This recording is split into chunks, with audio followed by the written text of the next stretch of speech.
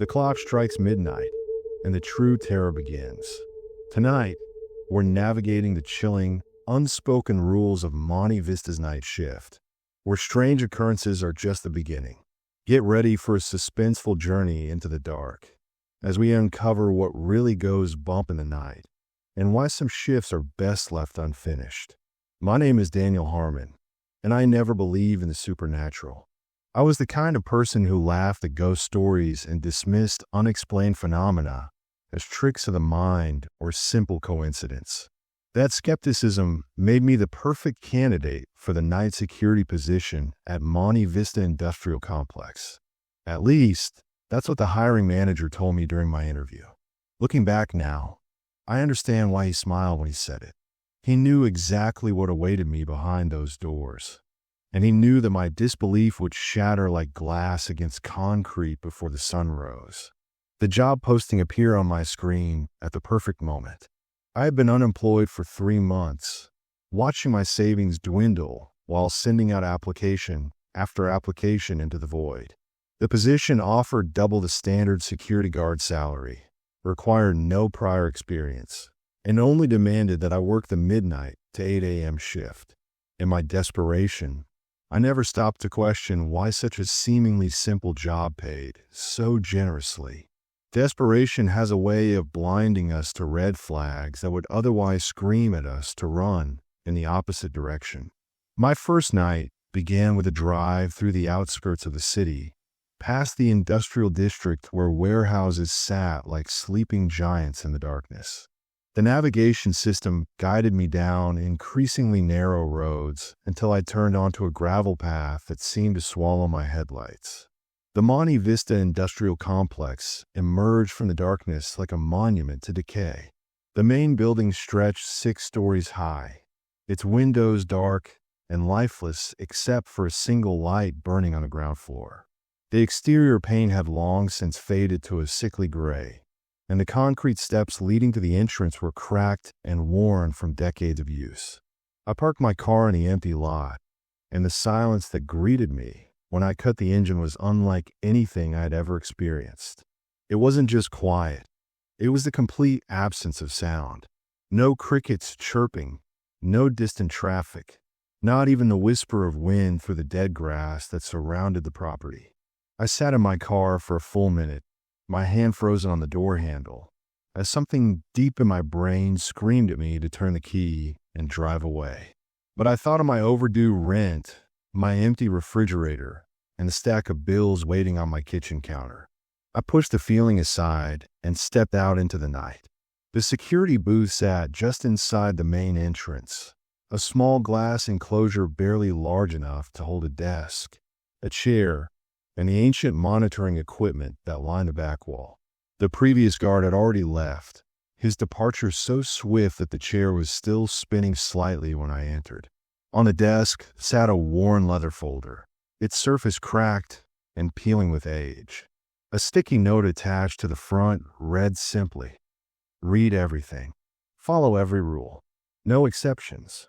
The handwriting was shaky, almost frantic, as if the person who wrote it had done so in a hurry. I opened the folder and found a collection of documents that made my blood run cold. The first page was a standard employee welcome letter, dated 1987, with the Monte Vista logo stamped at the top. The paper had yellowed with age, and the ink had faded in places, but the words remained legible. It welcomed me to the night shift team and assured me that my employment would be rewarding as long as I adhered to the guidelines provided. The second page, however, was where the welcome ended and the nightmare began.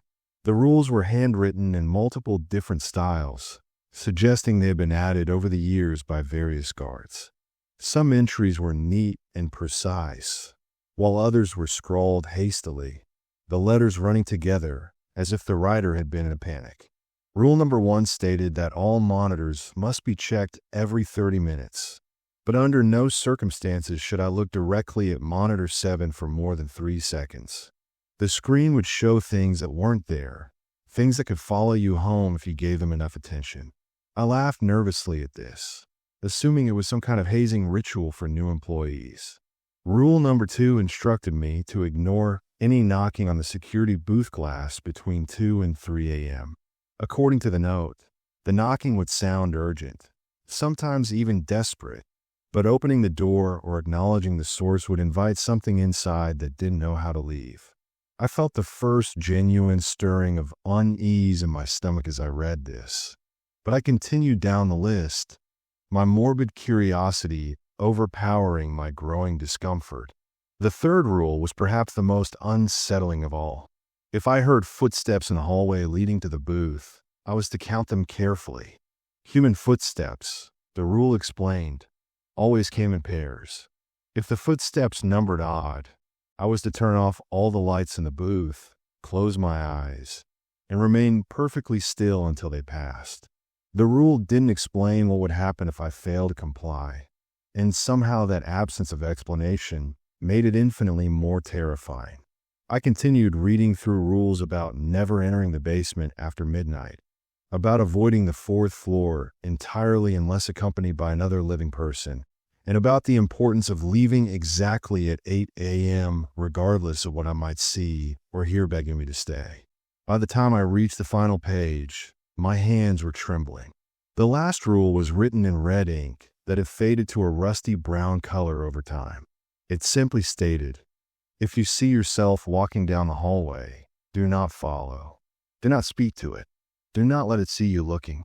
I closed the folder and took a deep breath, trying to steady my racing heart. These had to be jokes, I told myself. Some elaborate prank designed to frighten new employees and give a day shift workers something to laugh about. I glanced at the wall of monitors before me, my eyes instinctively seeking out the 7th screen. It displayed a long corridor on what appeared to be the 5th floor, fluorescent lights flickering intermittently along its length. Nothing unusual, nothing out of the ordinary. I stared at it for exactly 2 seconds before forcing myself to look away, my rational mind already surrendering to the irrational fear those rules had planted. The first hour passed without incident. I made my rounds through the ground floor as instructed, my flashlight cutting through the darkness of abandoned offices and empty break rooms. The building smelled of dust and something else I couldn't quite identify, something organic and faintly sweet, like flowers left too long in stagnant water. The silence remained absolute, broken only by the sound of my own footsteps echoing off the concrete floors. I checked doors, verified locks, and documented everything in the logbook provided, all while trying to ignore the sensation of being watched that had settled over me like a heavy blanket. At approximately 12:45 a.m., I heard the first sound that I couldn't explain. It came from somewhere above me, a long, slow creak that seemed to travel across the ceiling before fading into nothing. I stood frozen in the middle of the 2nd floor corridor, my flashlight pointed upward, waiting for the sound to repeat. The building was old, I reminded myself. Old buildings made noises. It was probably just the structure settling, the metal and concrete contracting in the cool night air. I repeated this explanation to myself as I continued my patrol, but the words felt hollow, even as I thought them. When I returned to the security booth, I noticed something that made my throat tighten. The leather folder containing the rules had been moved. I had left it on the right side of the desk, closed and facing toward me. Now it sat on the left side, open to a page I didn't remember reading. The page contained a single sentence, written in the same rusty red ink as the final rule. He comes back looking for what he lost. Do not help him find it. I spun around, my eyes scanning the shadows beyond the glass walls of the booth. Nothing moved. Nothing stirred. But for the first time since I had arrived at Monte Vista, I no longer felt alone. Something was in this building with me. Something that had been waiting in the darkness long before I arrived, and would continue waiting long after I left. If I left. I reached for my phone to call the emergency contact number provided in my hiring paperwork, but my screen showed no signal. The booth's landline produced only static when I lifted the receiver.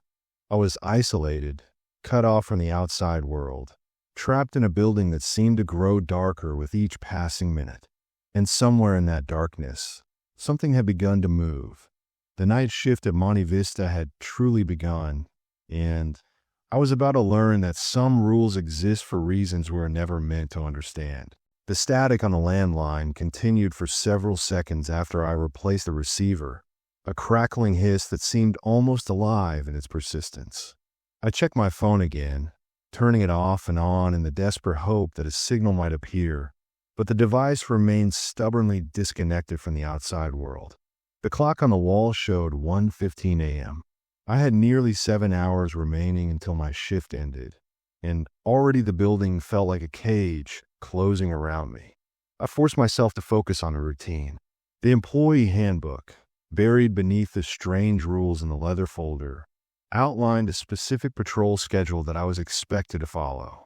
Every hour, I was to walk the ground and second floors, checking all access points and documenting any irregularities.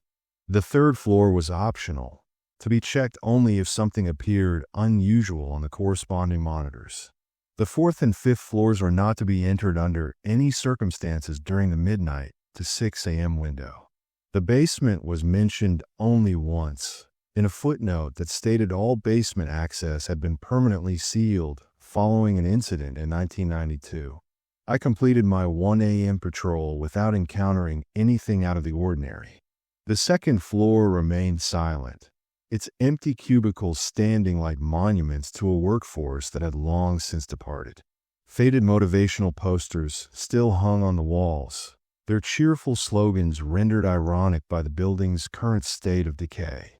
I photographed the sealed doors as instructed, verified the security tape on the stairwell entrances, and made my way back to the booth with growing confidence that perhaps the night would pass uneventfully after all. That confidence evaporated the moment I entered the main corridor leading to the security station. The sound reached me from somewhere behind, a whisper so faint that I initially dismissed it as my imagination. But as I stopped walking and held my breath, the sound repeated, clearer this time, though no more comprehensible. It was a voice, human in quality, but speaking words I couldn't understand, coming from somewhere at the far end of the hallway I had just left. Every instinct told me to return to the booth and lock myself inside, but the security protocols required that I investigate any unusual sounds and document their source. I gripped my flashlight tighter and turned back toward the darkness, my footsteps deliberately slow and quiet. The whisper continued, growing neither louder nor softer as I approached its apparent source. It seemed to emanate from everywhere and nowhere at once, a disembodied voice floating through the stale air of the corridor. I reached the end of the hallway and found myself standing before a door marked Storage 2B. The whisper was clearer here, and I could finally make out fragments of what was being said. It sounded like a list being recited, names and numbers spoken in a flat, emotionless tone. I pressed my ear against the cold metal door and listened, my heart pounding so loudly that I feared it might drown out the voice entirely. Raymond Ortiz, 1994. Elena Vasquez, 1997. Thomas Wheeler, 2003. Names and years. The voice was listing names and years, each one spoken with the same detached cadence, as if reading from a registry of some kind. I reached for the door handle, my rational mind screaming that this was a mistake while my curiosity urged me forward. The handle was ice cold beneath my palm, and as I turned it, the whisper stopped abruptly.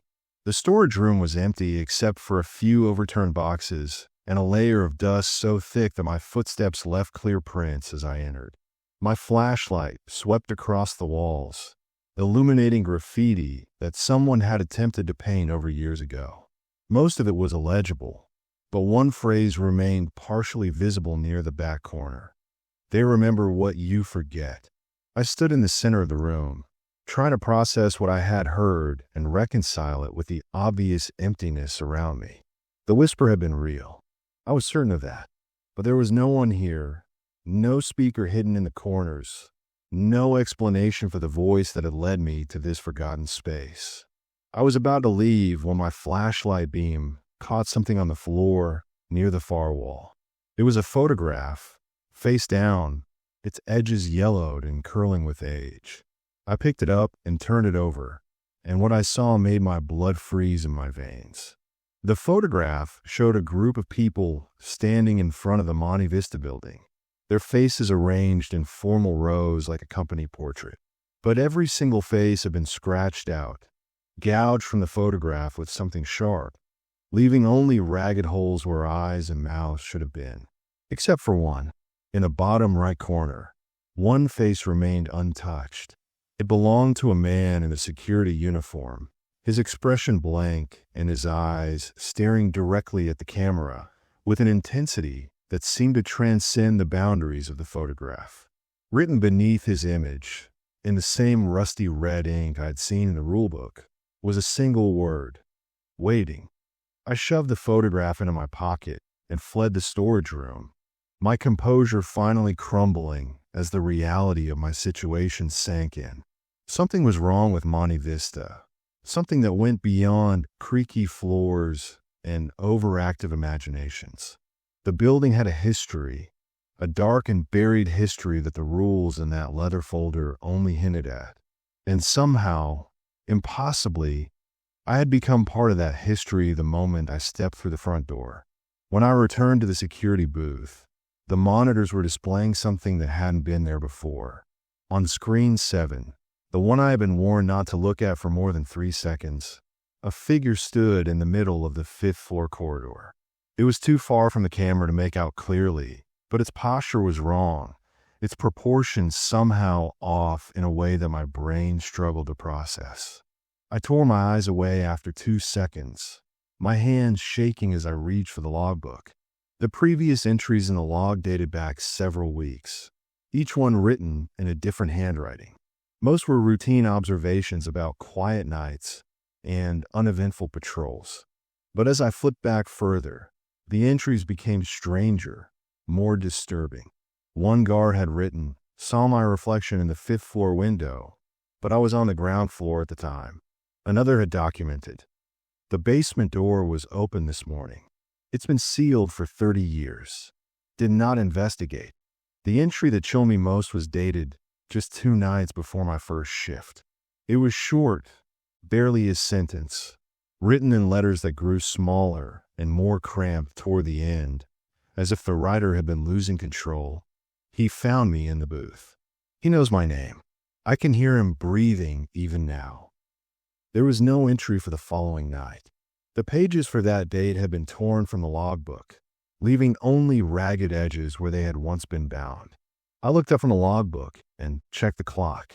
It was now 2:15 a.m., which meant I had entered the window of time during which the rules warned me to ignore any knocking. As if summoned by my thoughts, a sound echoed through the booth that sent every hair on my body standing on end.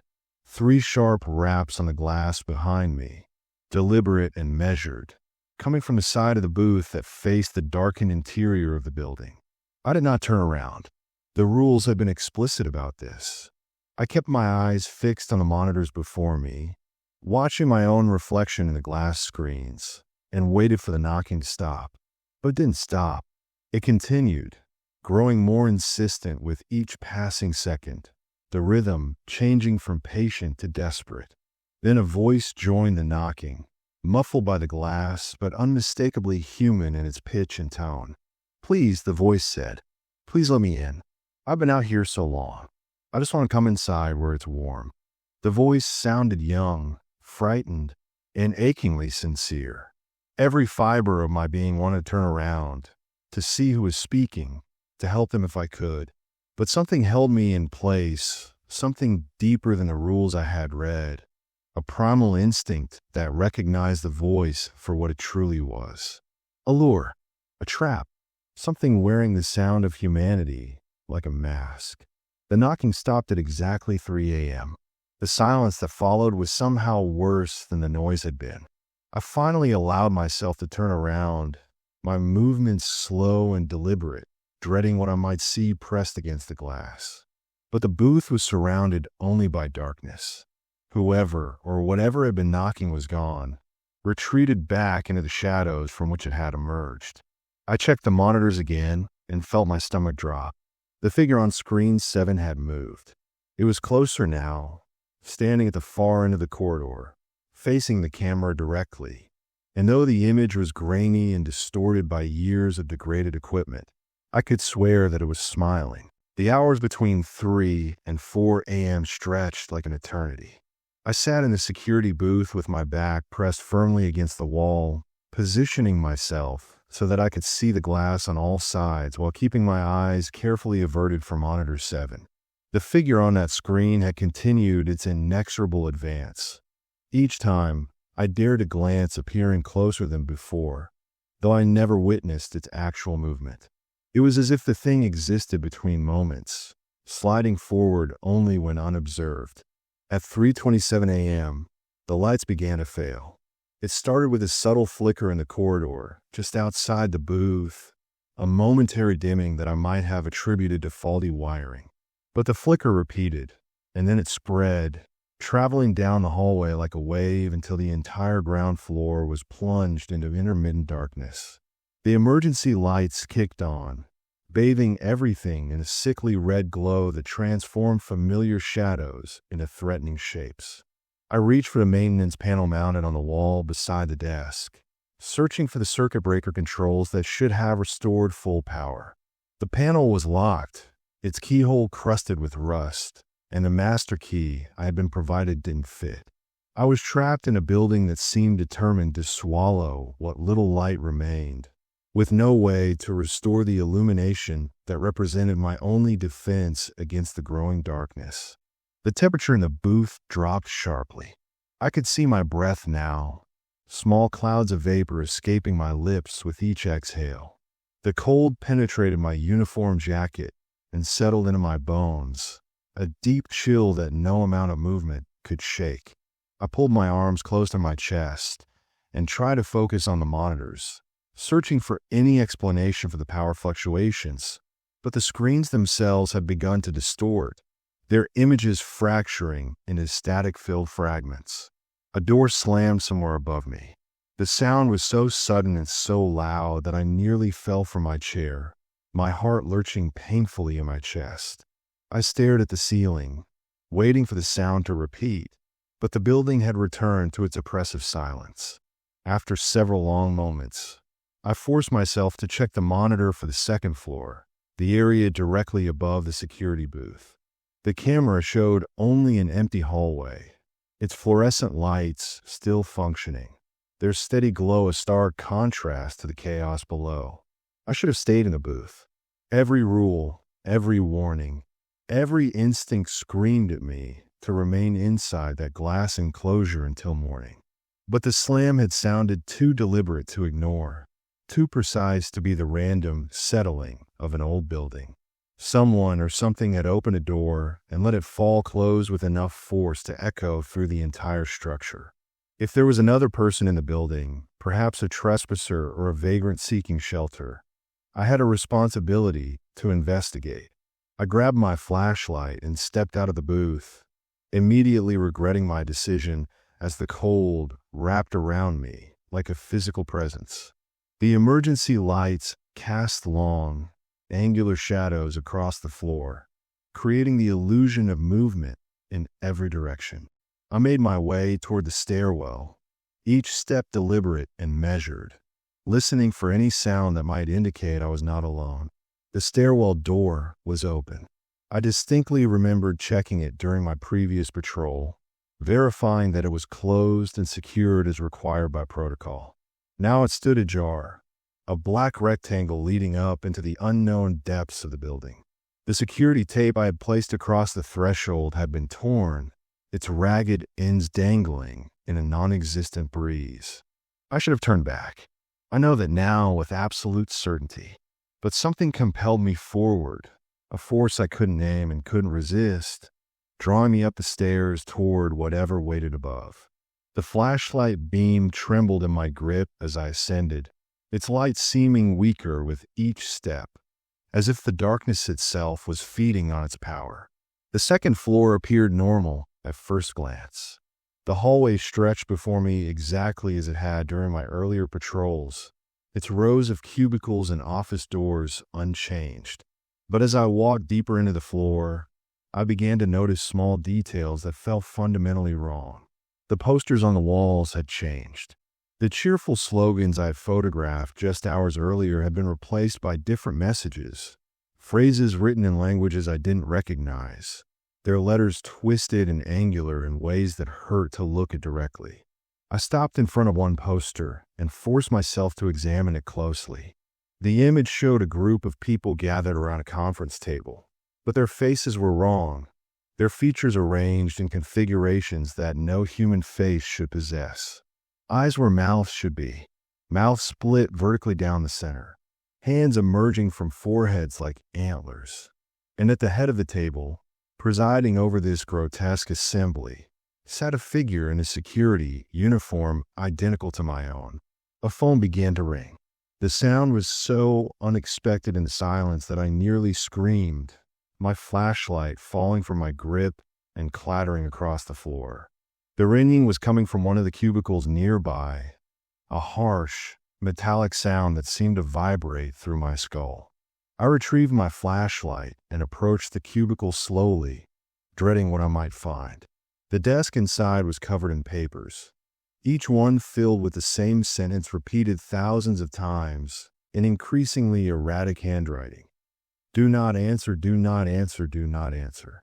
But the phone continued to ring, its insistent demand cutting through the warnings scrawled across every surface.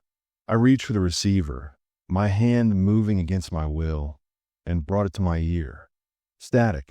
Nothing but static at first. But then a voice emerged from the white noise, distorted and broken, but unmistakably familiar. It was my own voice, speaking words I had never said, describing events I had never experienced. The basement door is open, my voice said through the receiver. We've been waiting for you. We've always been waiting. Come down. Come down and remember what you forgot. I slammed the receiver down and backed away from the cubicle, my breath coming in ragged gasps. This was impossible. None of this was possible. I was experiencing some kind of breakdown, some elaborate hallucination brought on by stress and sleep deprivation. That had to be the explanation.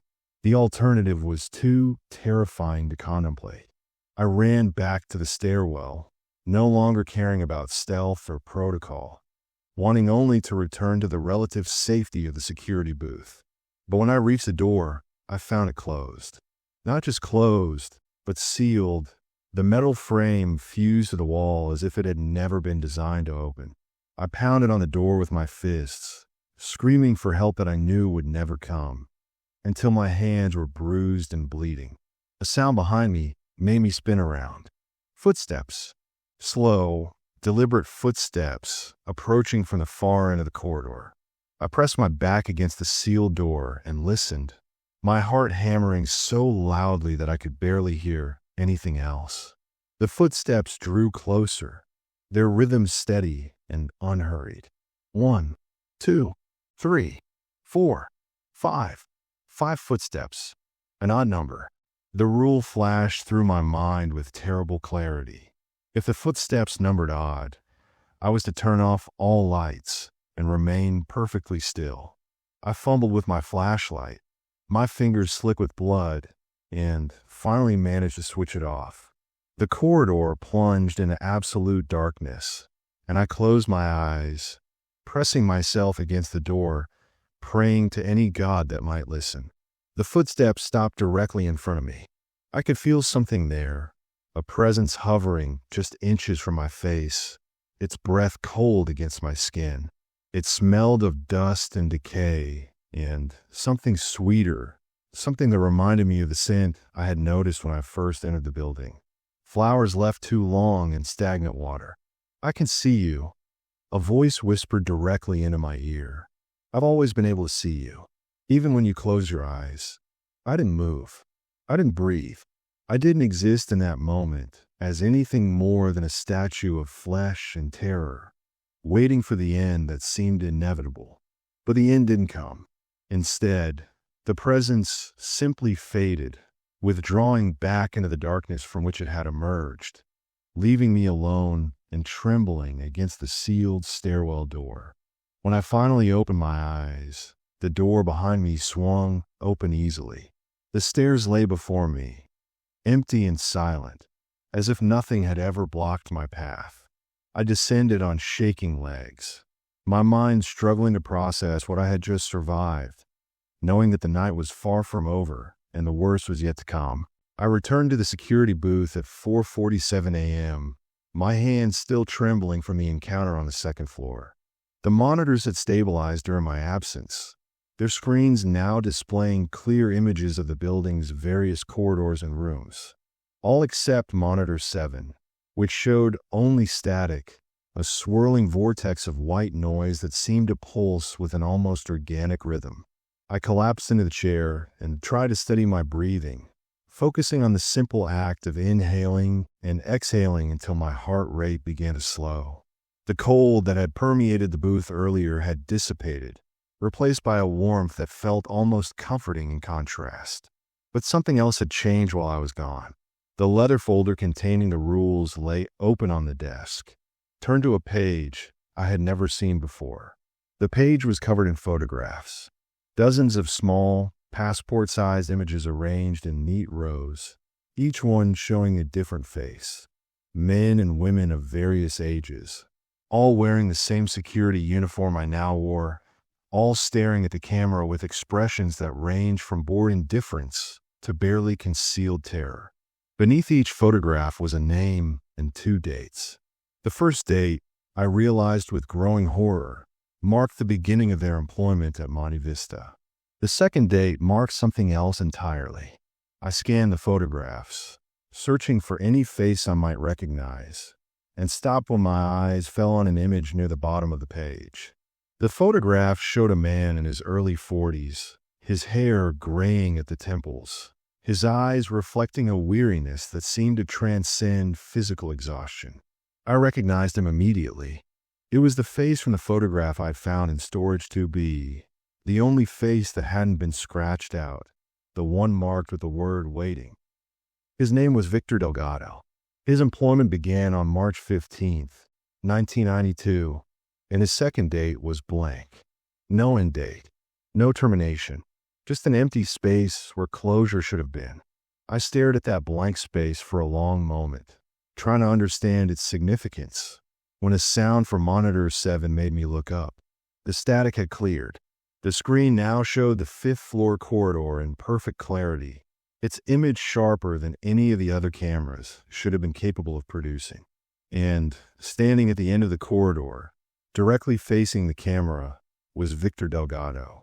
He looked exactly as he had in the photograph, unchanged by the decades that should have passed, his eyes fixed on the lens with an intensity that felt like a physical weight pressing against my chest. He raised one hand and pointed directly at the camera. Then his lips moved, forming words I couldn't hear but somehow understood. "Come upstairs. It's time you knew." I should have ignored him. Every rule, every warning, every fiber of common sense told me to go to the 5th floor would be the last mistake I ever made. But I understood now that the rules were not designed to protect me.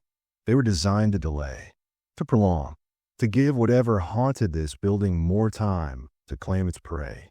The only way out was through, and the path led upward into the darkness. I left the booth for what I knew might be the final time. The stairwell door opened easily at my touch, its hinges silent despite their obvious age. I began to climb, passing the 2nd floor without stopping, then the 3rd, then the 4th. The temperature dropped with each floor I ascended, the air growing thinner and harder to breathe, as if I were climbing not a building, but a mountain reaching toward the limits of the atmosphere. The 5th floor was different from the others.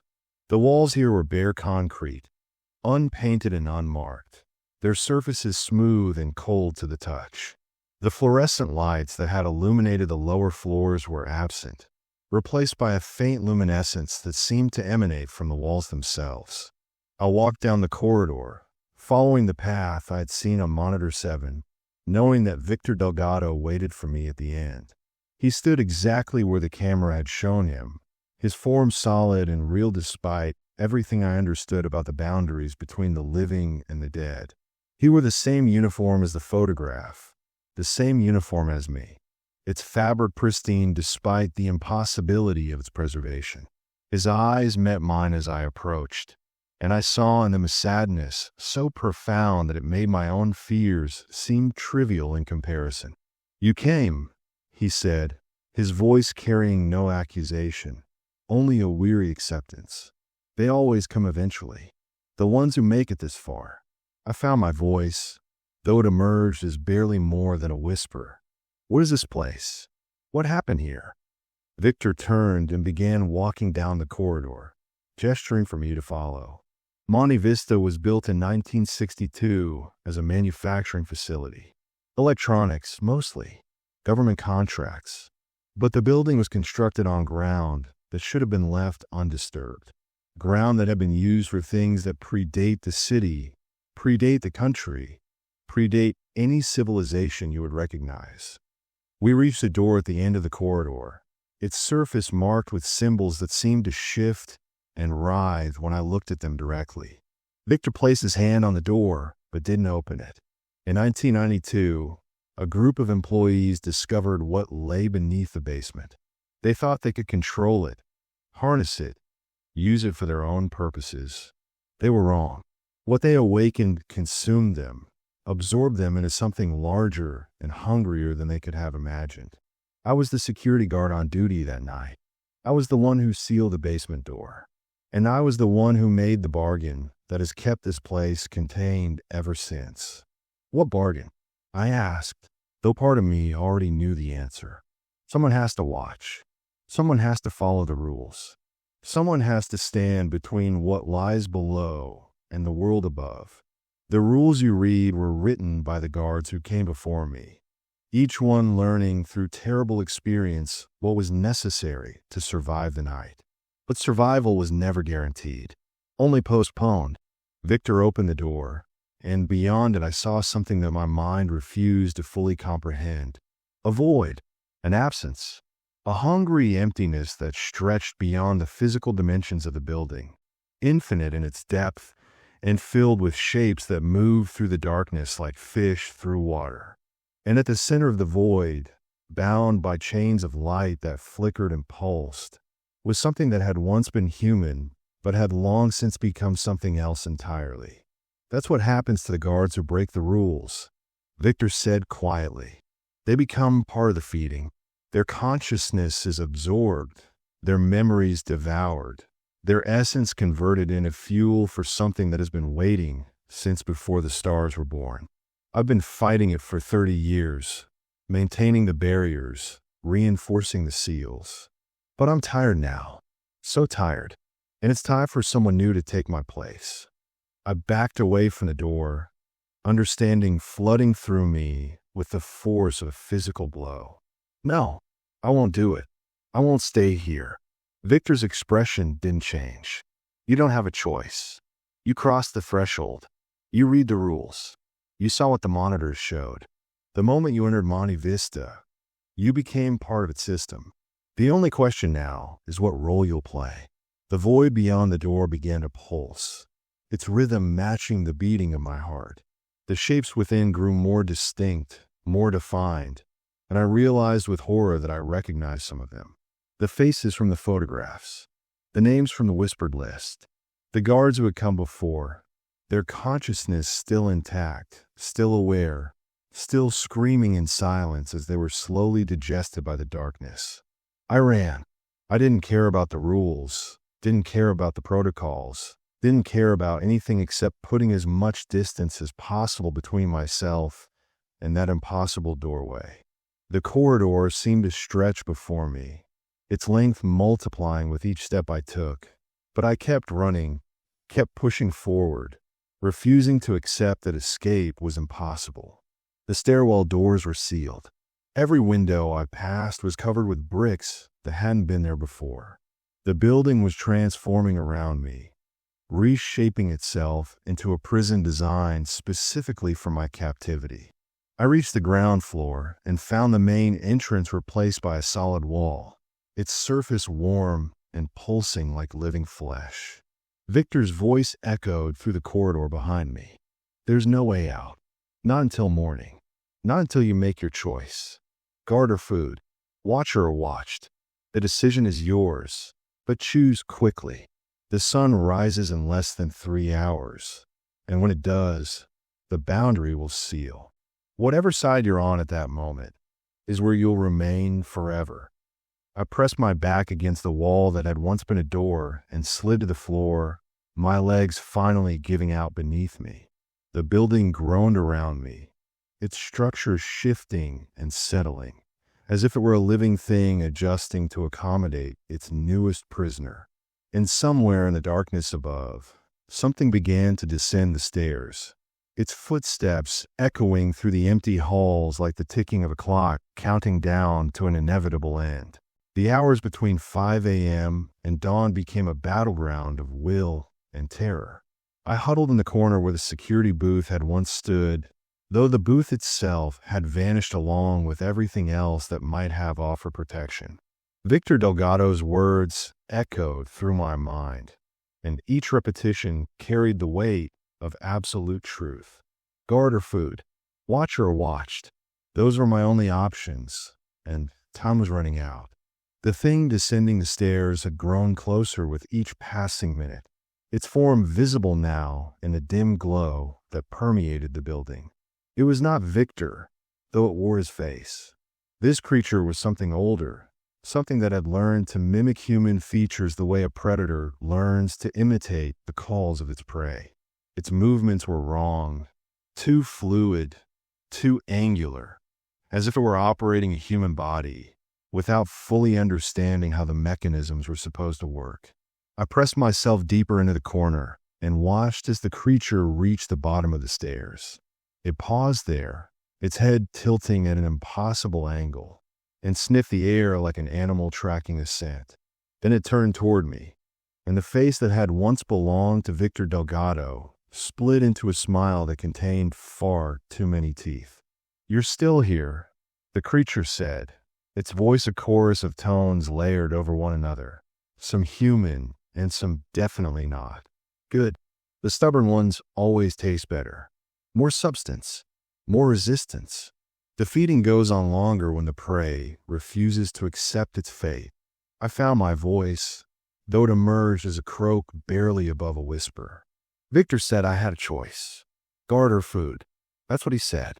The creature's smile faltered, its expression flickering between mockery and something that might have been frustration. Victor talks too much. He always has. 30 years of watching, and he still believes the rules matter. But the rules were written by the weak, designed by the desperate. They're suggestions, not laws. And I've been breaking them since before the first guard ever stepped foot in this building. It moved toward me, its steps now deliberate and predatory, and I understood that whatever choice Victor had offered was not one this creature intended to honor. The bargain that had kept Monte Vista contained for 3 decades was breaking down, the boundaries weakening, the prison becoming a hunting ground. And I was the prey, but I was not without weapons. The leather folder containing the rules had reappeared beside me, though I couldn't remember picking it up or carrying it with me during my flight through the building. I grabbed it now and held it before me like a shield, its pages falling open to reveal the final rule, the one written in rusty red ink that had faded to the color of old blood.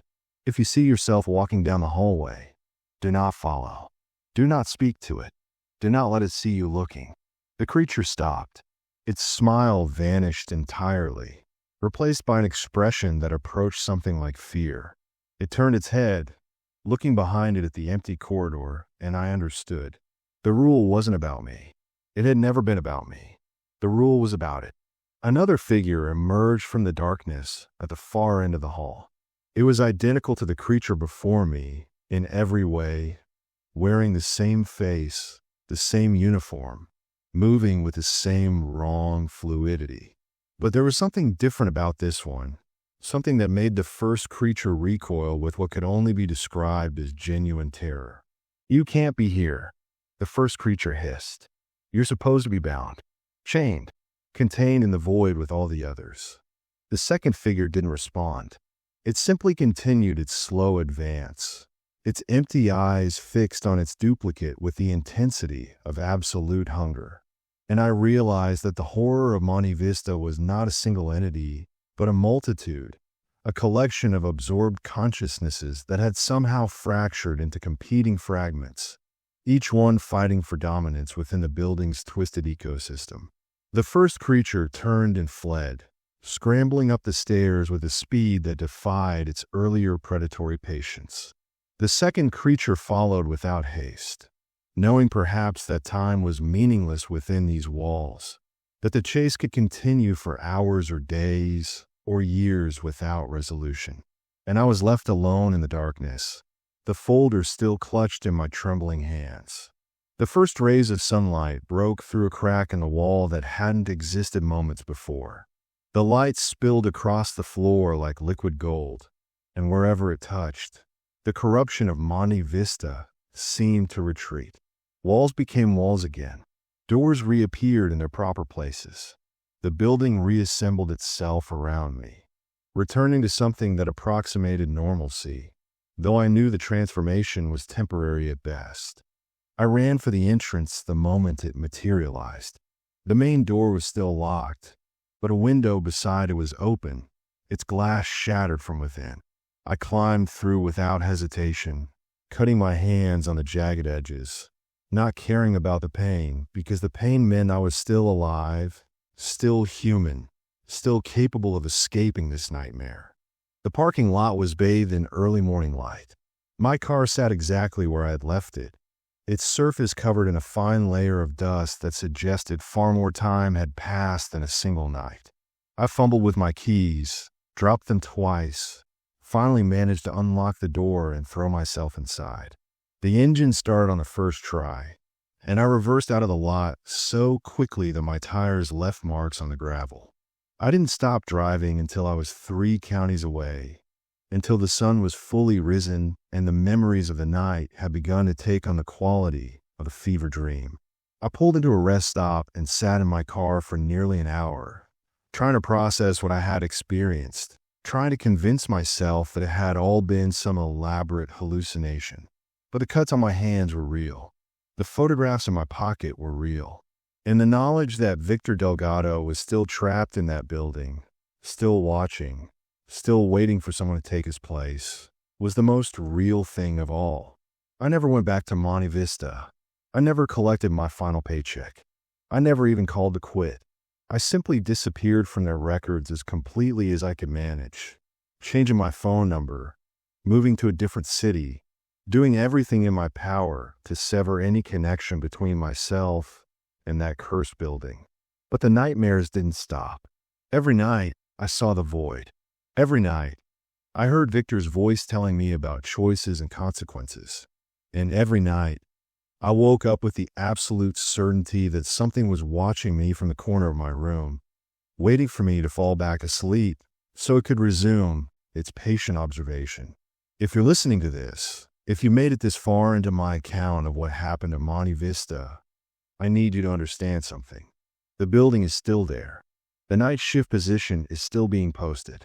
And somewhere, someone is considering applying, drawn by the generous salary and the flexible hours, never suspecting what waits for them beyond those crumbling doors.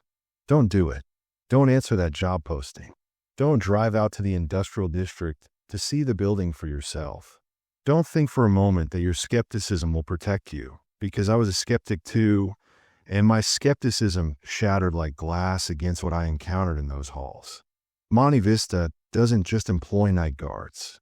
It harvests them. It feeds on them. It absorbs their consciousness and adds their awareness to the collective hunger that has been building beneath its foundation since before the city was born. And the thing that makes this truly terrifying is that it works within the rules of the normal world. It posts job listings.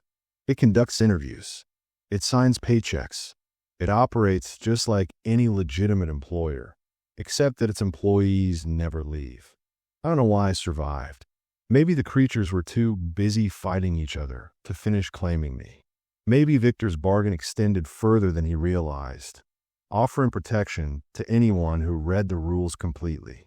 Or maybe I was simply lucky, escaping through a window that shouldn't have existed, taking advantage of a brief moment when the building's attention was focused elsewhere. What I do know is that my escape came with a cost. I can feel it now, a connection that stretches across the miles between me and that decaying industrial complex. A thread of awareness that tugs at my consciousness when I'm tired, when I'm vulnerable, when my defenses are at their lowest. Monte Vista remembers me, and one day, I suspect it will call me back. The clock is always ticking toward midnight somewhere. The night shift never truly ends. And for those of us who have seen what lurks in the spaces between the rules, sleep offers no escape from the knowledge that the darkness is patient, that the darkness is hungry, and that the darkness always gets what it's waiting for. If you work nights at any job, in any building, and you find yourself handed a list of strange rules that seem to make no logical sense, remember my warning. Those rules are not jokes. They are not hazing rituals. They are the accumulated wisdom of everyone who came before you, written in desperation and preserved in hope that someone, someday, might survive long enough to pass them on. Follow the rules. All of them. Every single one. Because breaking even one might be the difference between walking out at the end of your shift and becoming part of the story that someone else will tell. The night shift at Monte Vista is always hiring. And whatever you do, whatever opportunities seem to present themselves, never, ever apply. The end.